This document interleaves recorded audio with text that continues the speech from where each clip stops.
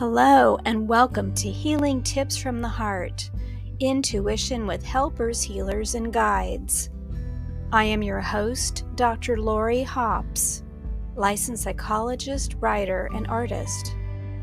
I've explored mind, body, and spirit related to intuition, or your personal guidance system, since early childhood. Meet my guests who have learned from their personal and professional lives to explore vast realms of knowing, synchronicities, and overcoming challenges.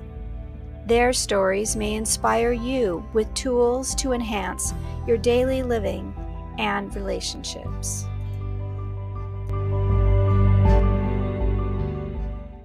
Hello, everyone, and welcome my special guest for today, Alexandra King. Alexandra King is based in Santa Barbara, California, in the United States, and she is a world-renowned, recognized, and highly regarded Middle Eastern dance artist. She is the dance director of the UCSB, University of California, Santa Barbara, Middle East Ensemble, which she co-founded with Dr. Scott Marcus in 1989. Her training includes ballet, pointe, tap, Middle Eastern and Greek folk dance, classical Persian dance, Polynesian, flamenco, and 4 different styles of cabaret belly dance. She produced a 4-part instructional video series called The Ancient Art of Oriental Dance, which sold internationally from 1986 to 1998. And since 1981, she has produced dozens of concerts and festivals, including the folkloric ballet SERAGLIO, which she wrote and largely choreographed. From 2000 to 2004, she was a lecturer in the UCSB Department of Dance and Dramatic Arts, teaching Middle Eastern dance, and she has traveled extensively throughout North Africa and the Middle East, and has won many awards, including Lifetime Achievement Award from the UCSB Dance Alliance in Santa Barbara, California. And welcome, my personal dance teacher. I am very proud to say and honored and so happy to have you as part of the community. So thank you so much for coming today, Alexandra. Thank you, Lori. I appreciate it. I'm honored to be here with you. It's wonderful. Is there anything else you'd like to share about yourself? No, I'm from the Virgin Islands, which is an area that's on the East Coast, a group of islands that are on the East Coast in the Caribbean and Atlantic. But I was born in New York, so I was raised in a family of artists, musicians, no dancers, actors, and film actors. So, and my mother was a Broadway actress and a comedian. So I was exposed to the arts all my life, and that's kind of how I got into Middle Eastern dance. Why Middle Eastern? Because the islands are really a multicultural environment. There's a lot of people, mostly in Black, African, Latino, and Oriental or Indian and Eastern people, combined to make it a really interesting environment that exposed me to world dance and music at a young age. And then I just couldn't stop. I just loved dance so much. And so I was the black sheep of my family and kind of went off into the dance world. And then it was even weirder for them because it wasn't ballet and tap, even though that's what I started in. So yeah, but that's the way the world is now. And I'm really glad I followed my heart and did what I loved and wanted. Oh, thank you. I didn't know that about your background. It's so interesting. It's, we're used to hearing about, is your child going to grow up to be, a doctor or a lawyer or whatever? And then we think of like creative arts is like the other. But then to hear about the splintering within the creative arts, like, what do you mean you're not going to be a stage actor? You're going to be a dancer, like that there's all these like buckets of shame or othering that go on. So I'm just so glad that you spoke to your own soul and followed your passion, because look at the career that you've created and the influence and impact you've had on so many, not just receiving awards, but helping launch other dancers' careers and creating this incredible ballet that I was lucky enough to see. So I thank you for being brave and And stepping out into that world. Yeah.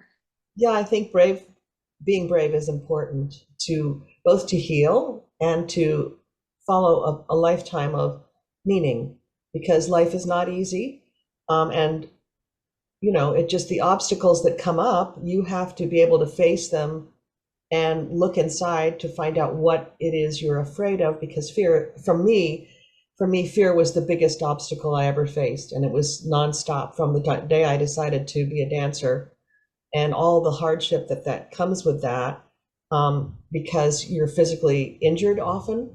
You're poor. There's no getting around that. That's kind of like the clergy. I always say, the clergy and civil servants and artists all take a vow of poverty when they enter their careers.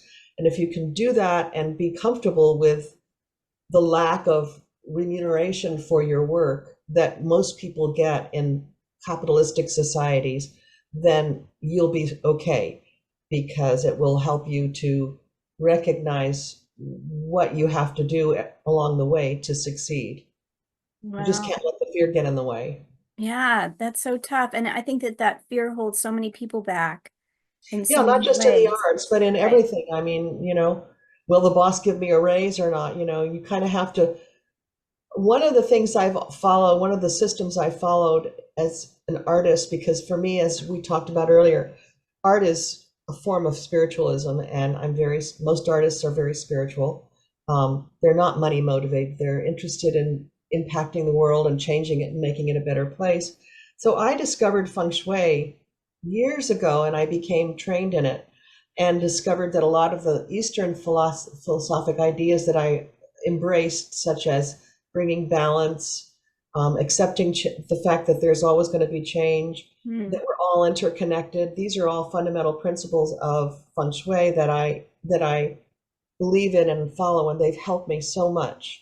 So yeah, being keeping balance is really the number one thing. Keeping balance for me. Beautiful. Yeah. These universal teachings that we're all challenged by in our own unique thumbprint of how it Hmm. shows up in our past and our continuing involvement. And it helps to have a philosophy that anchors that. So that's Yes. beautiful. Has Yeah. that shown up in your dance, in choreography, or how you select costumes or projects to work on, or how you teach? Well, balancing things and is really critical in art because you're trying to find, like, let's just take a program. When you program a show, you or an individual dance sequence, you need to think about uh, the contrast that goes into that. So contrast is a one of the elements of art that a lot of people don't think about. And what by that I mean, let's just take the American cabaret belly dance. We opened with a fast piece and then went into a slow romantic veil, and then we go into a fast drum solo and then into a soft tocsin, which is the slow part of the dance where everything slows way down and then it goes back to the fast part. So we're talking about balancing contrast there, fast, slow, fast, slow, fast, slow. And that's true in story because I'm also a writer. I just finished a 6-part episodic story for Netflix. And, throughout the arcs of the character's life, there's conflict and then there's peace. And if you don't know how to create those two elements and balance them out, the yin and yang of contrast in storyline or in costuming or in programming, you end up with a very one-sided look at an art, at a person's life or at a program. It just needs to be um, remembered that you are creating variation, and that comes from the yin yang concept from the East that Yep. I've always embraced. Beautiful. And congratulations on your Netflix venture. That sounds exciting, Yeah, we'll intriguing. see. I'm wondering what you wrote about. But the same is true with visual arts, like painting and drawing, because it's all shadow and light. And Mm, so that's how you create, how you bring something forward or back or whatever, how we play. Otherwise, it's just a single note. And you get exactly. there's nothing to There's nothing to grab onto. or compare to it. Yeah. Yeah. It's sort of like going in and out of subjectivity and objectivity, in what you're saying. It sounds like that's what you're saying. And I remember art classes learning shadowing and light, and that's the same concept. Yeah. So, how does that relate to spiritual shadow and light? Well, She asks. Hmm. you know, here's an idea. I mean, we used to take days off during the week in this culture, and in other cultures that still exist, I think.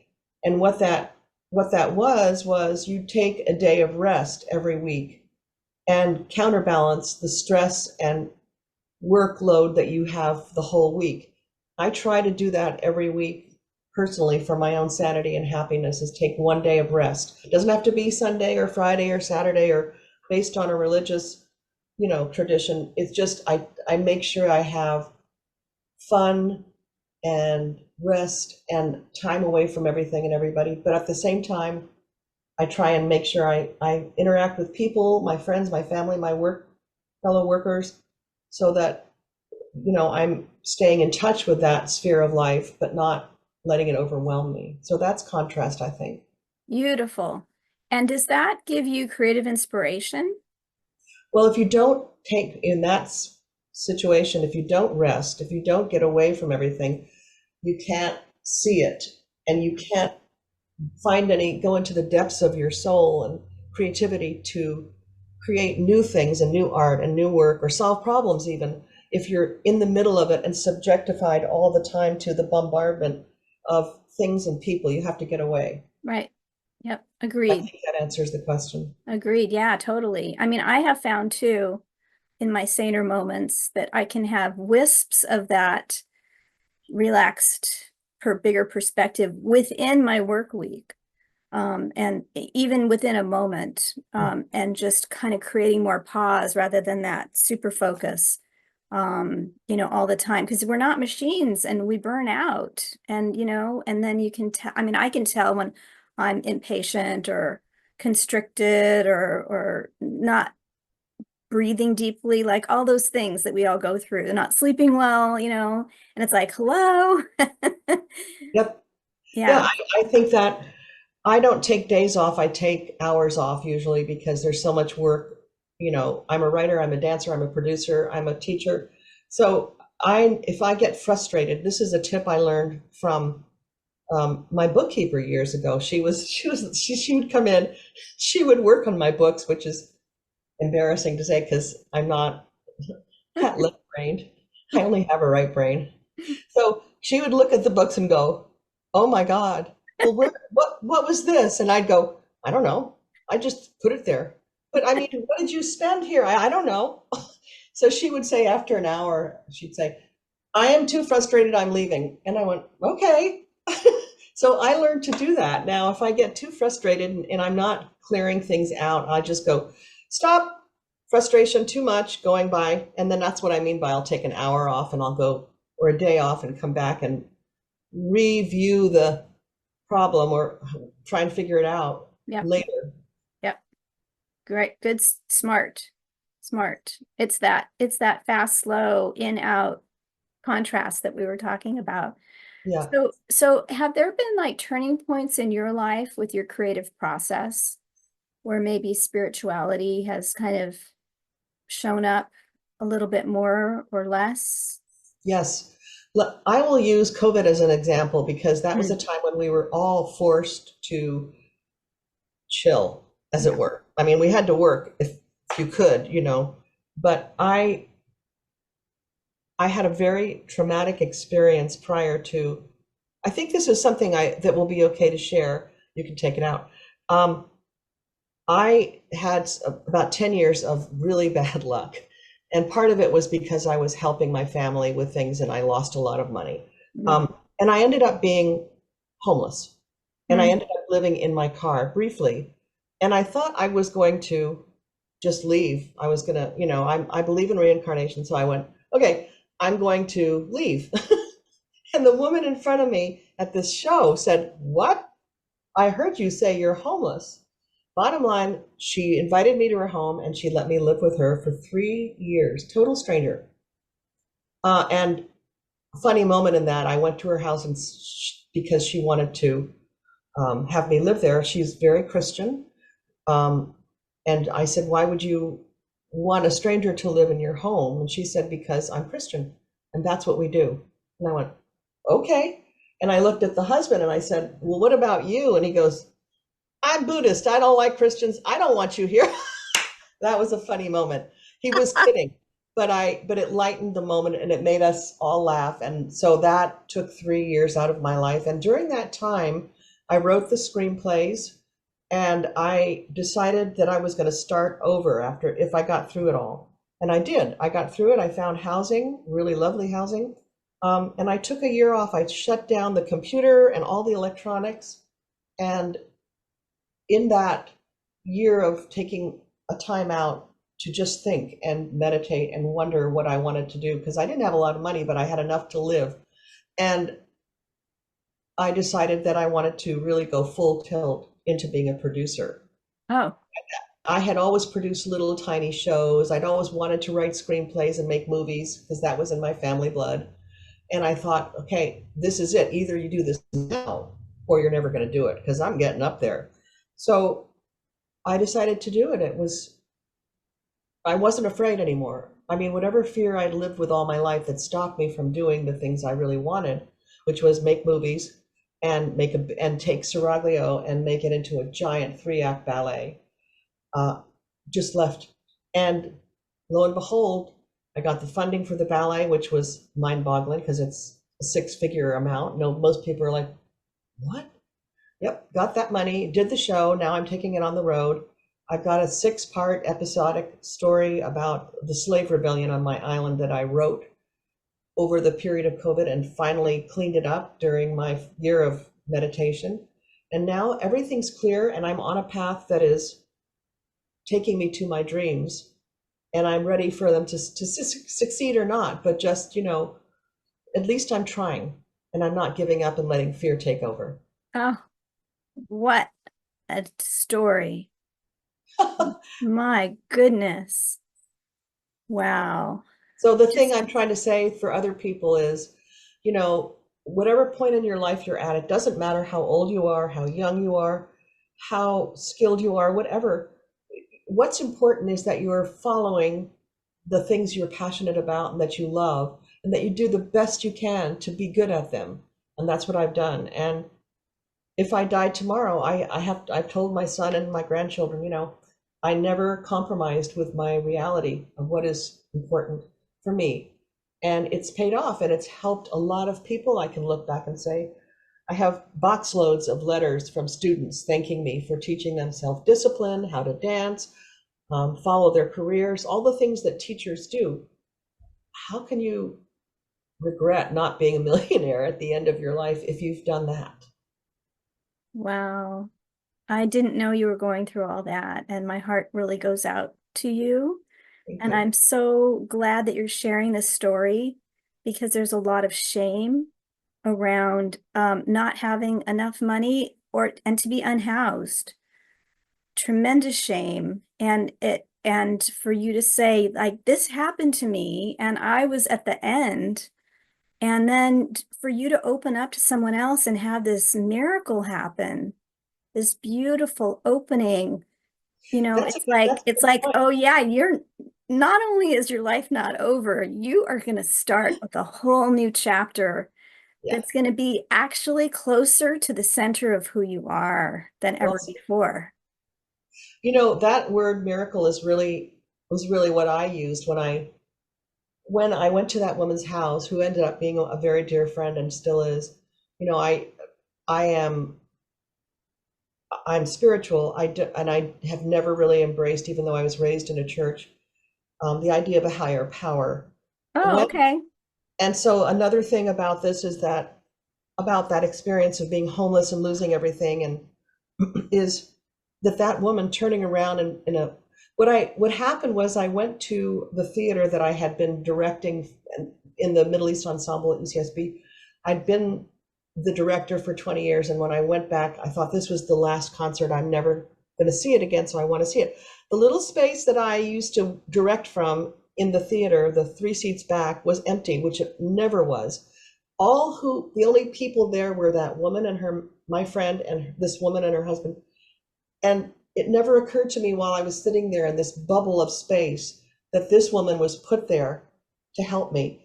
But in the end, at the end of the 3 years, I went, that woman was a miracle sent to me. It had nothing to do with me controlling things. She was popped in front of me and she helped save my life. Yep. And And you that said, happens. and you said yes, because you could have said, I don't know you. Do you have an agenda? Right. You could have said Well, no. I thought that, but I thought, I don't have any options. And so I felt like she was a good person when I was in her home. I felt, if she'd been alone, she had a husband, she had children, she was a normal person, not an artist. So, it was one of those moments where a miracle took place and it was out of my hands. And so you have to expect miracles in life. Another miracle that changed my spiritual life, which I'll tell quickly, is in the late 90s, my first grandchild was being born and my father was dying simultaneously. And my fiance, who I loved dearly, broke up with me the day before my grandchild was born. It broke my heart so badly. We were engaged to be married. I was devastated. And then the next day, my grandchild was born, my first grandchild. And the next day, my father died. 3, bop, bop, bop. I was, again, thinking, I'm not going to live through this, can't live through this. And and I waited a week. I didn't do anything drastic, but I waited a week and I got over the initial shock of the loss of my father and my fiance and started embracing my granddaughter. And 10 days after that, I got notice that I had inherited quite a bit of money. Oh.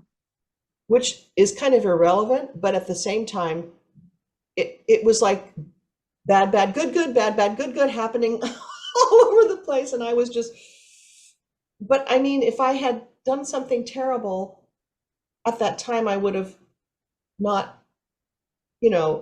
had that money and had my grandchild and all the wonderful things that came after it. In other words, again, contrast, bad, good, terrible, wonderful.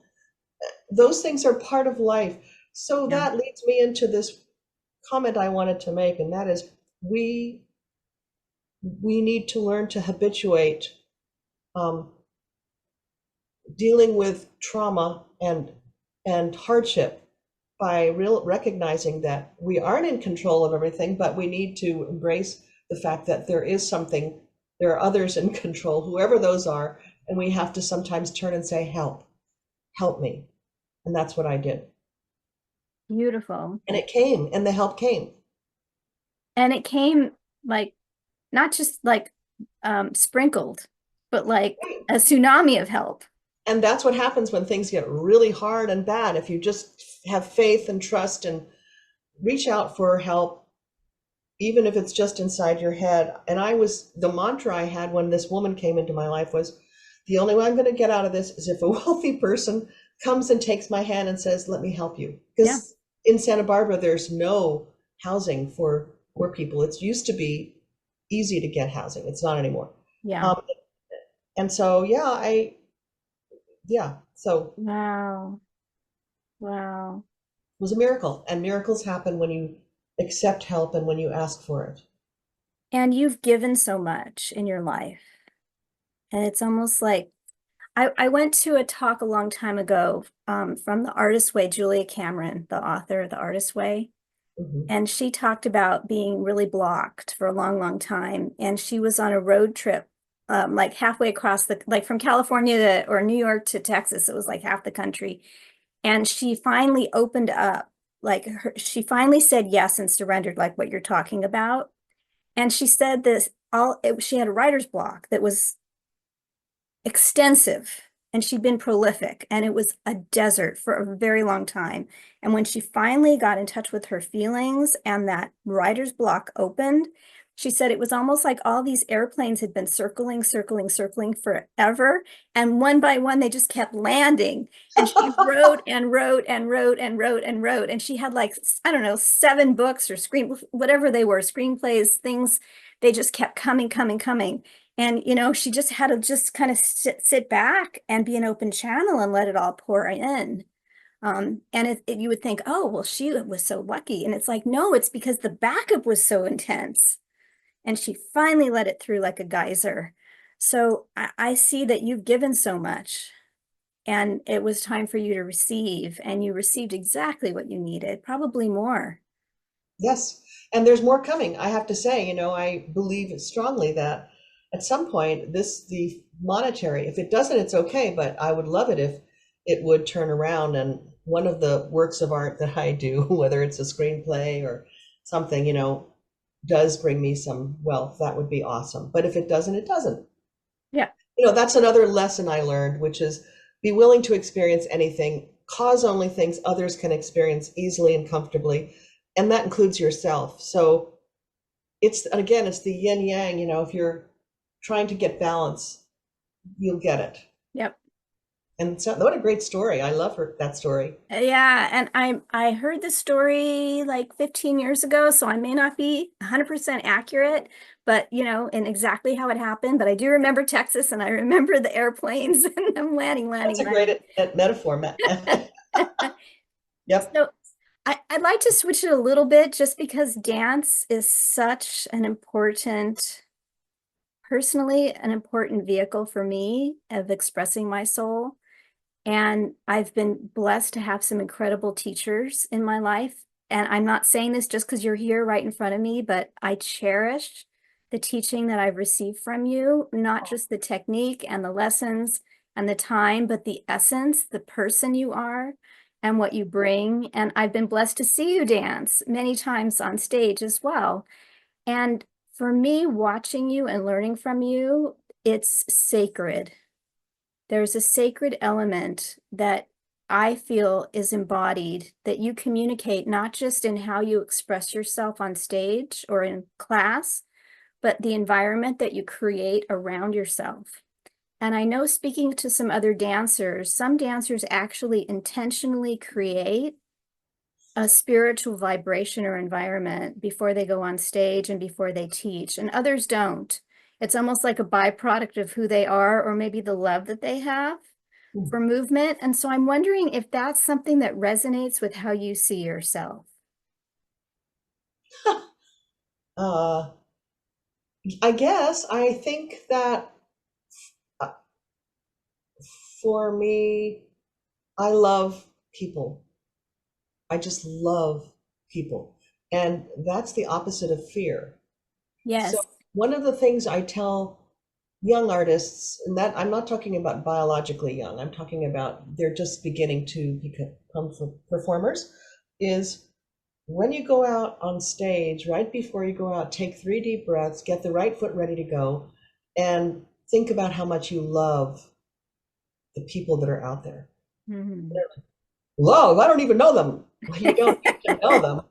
You just need to know that they're human beings and they're there to be to get what you have to give them, and they want to receive it. So give it to them. Go out there and smile, and I think that is how that's the verb of love. It's just when you're on stage, you smile, you give to the audience, you interpret the music in a way that they can really that impact them.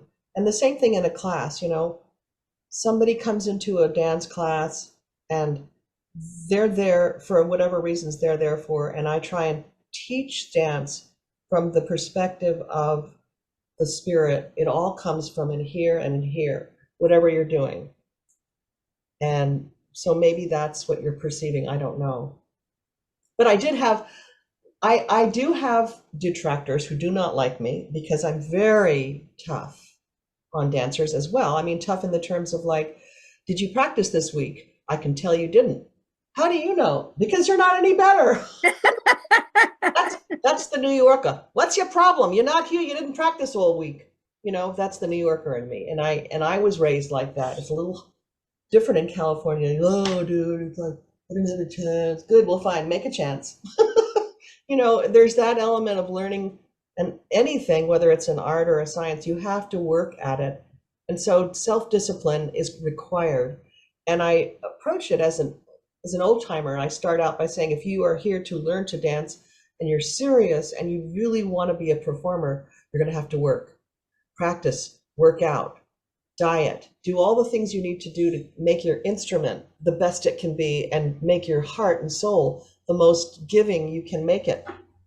Um, and some people don't like that. They don't want to hear from me saying, you know, you didn't work, but Yeah, you should. yeah, Discipline. yeah, yeah.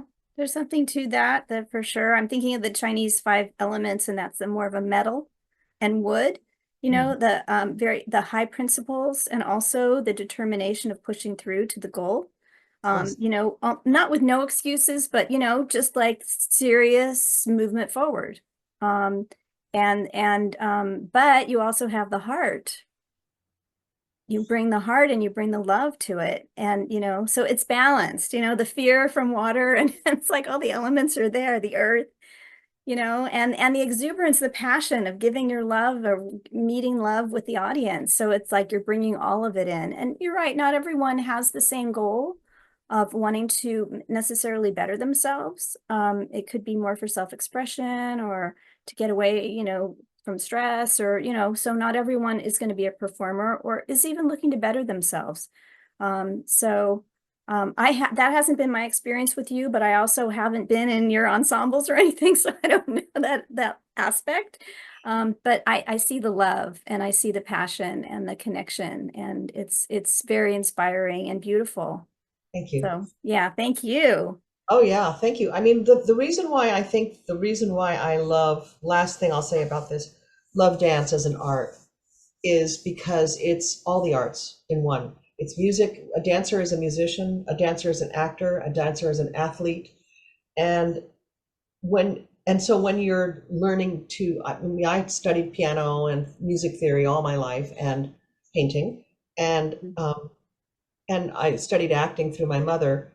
And so when I'm on stage, I'm all three things, and I try and teach that to everyone. You're not here just to learn to learn a movement. You're here to understand music theory. You're going to have to understand music theory. You're going to have to understand expression and interaction with the audience. That's a mix of arts. It's not just one. And so for me, dance achieves, I get a lot out of the art, and I try to give that same thing back by teaching it to students. Teach music, teach dance, teach the physical part, and teach the dramatic element that goes into dance. Beautiful. Thank you. Thank you. So nice. I know we're coming to the end of our time, and so is there anything else that you'd like to share about maybe healing tips or anything about intuition or guidance that So, I think for me, intuition is sort of like to the soul what the autonomic system is to the body, let's say. It's there all the time. And it's critical to the creation of art or any creation, problem solving, whatever. So, yes, recognizing and understanding by being quiet in the day or the night or whatever, it's at least part of the day, tapping into that in our souls and becoming our own Oz, as in the Wizard of Oz, and drawing the curtain back and saying, everything I do is connected to the intuition, the compass, the beacon that takes me to where I'm going. And so some part of every day has to be dedicated to, and that's when to this, and that's meditation for me. And I think that's an important thing, to pray and to meditate, to tap into that, and that will help anything you're doing that's creative.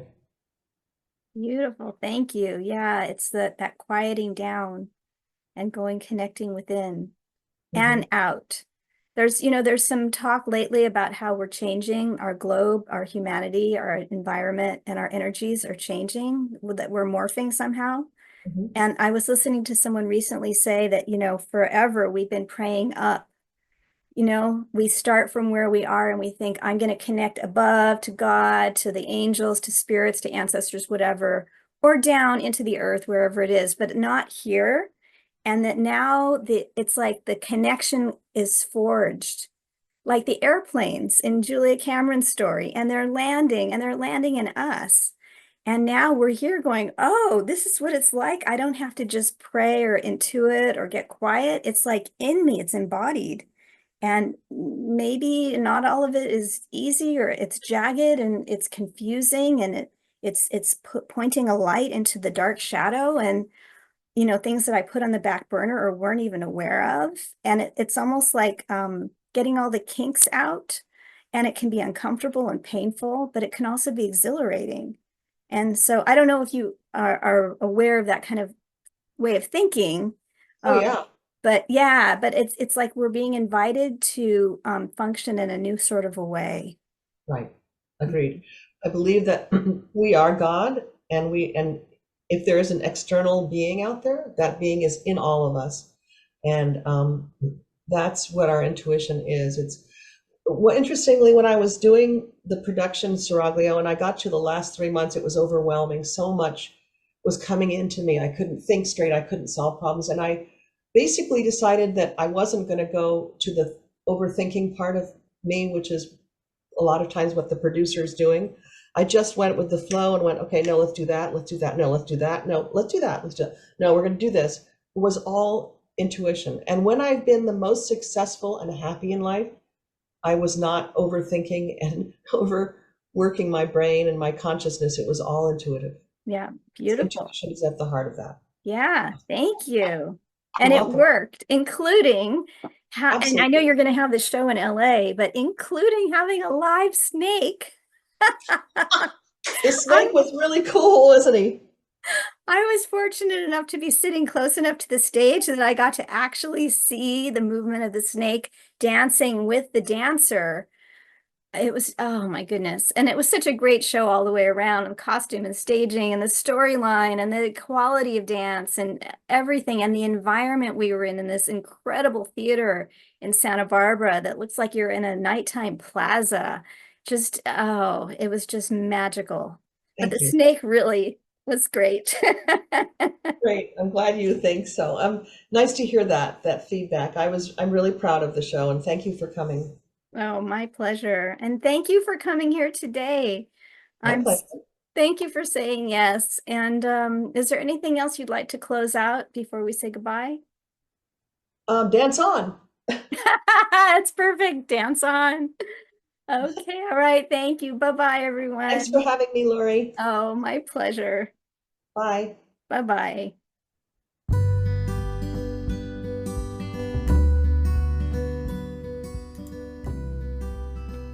Thank you for joining us for today's podcast. If you want to learn more, you can visit my website for podcast and resources at hopshealingtips.com. You can also like, share, and subscribe to this channel. This podcast is for information and entertainment purposes only and is not providing healthcare advice. Please seek guidance from your professional healthcare team should you need assistance.